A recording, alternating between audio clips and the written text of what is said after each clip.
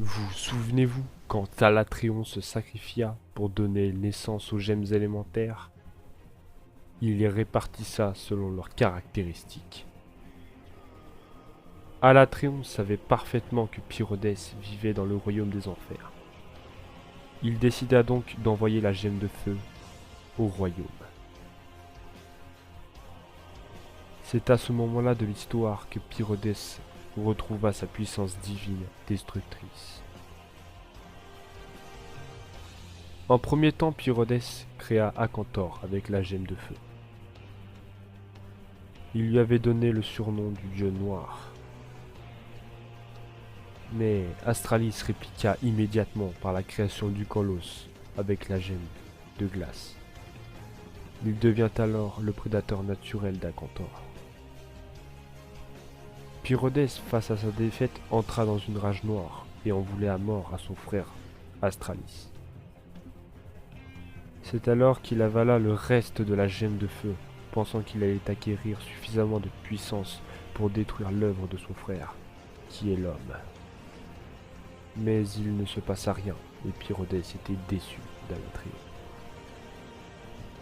Soudain, il entra dans une phase d'hibernation, déçu de ne pas avoir reçu la puissance nécessaire pour renverser le monde.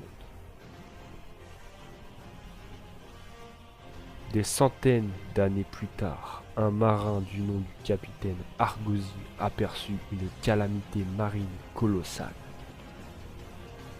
Il a déjà osé se confronter à la bête avec sa lame légendaire, mais n'est jamais parvenu à la tuer. Il constata que la créature était partie de l'île d'Ingle et se dirigeait vers les côtes de la mer impure. C'est alors que capitaine Argosy, une fois rentré au village Moga, se précipita vers les archives des dragons et divinités. Et il vit que le seul dragon divin qui vivait sur l'île d'Ingle n'était que Pyrodès. Vous souvenez-vous, quand Pyrodès a avalé la gemme de feu, peu après il entra dans une phase d'hibernation. Il vient de se réveiller, changer. Il a évolué, son anatomie a pris une masse colossale et son corps peut supporter tous les environnements. C'est alors que le légendaire Argosy décida de baptiser ce dragon du nom de Dir Miralis, ce qui signifie la calamité divine de feu marin. C'est alors qu'il décida de recruter les meilleurs chasseurs du monde pour les envoyer sur la côte de la mer impure pour exterminer la menace. Pyrodès, ayant acquéri son nouveau pouvoir, était encore plus déterminé à détruire la race humaine.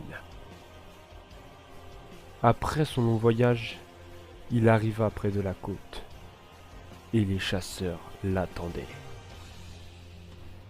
Certains disent que ce grand dragon détruira le monde. D'autres disent qu'il est celui qui l'a créé. Mais seule la destruction de l'humanité pourra apaiser sa rage destructrice.